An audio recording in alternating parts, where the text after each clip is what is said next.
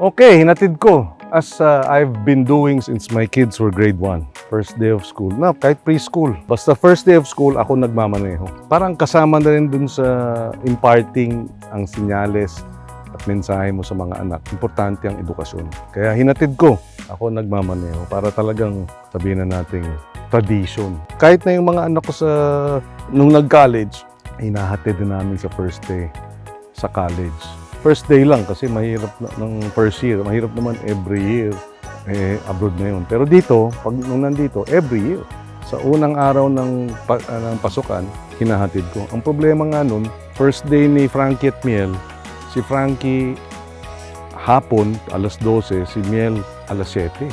So, 2 beses ako babalik. Ihatid ko sa umaga. Puti na lang, taga Mandaluyong pa kami nun. Tapos, babalik na naman ako ng alas 12. Kasi ihatid ko naman si Frankie.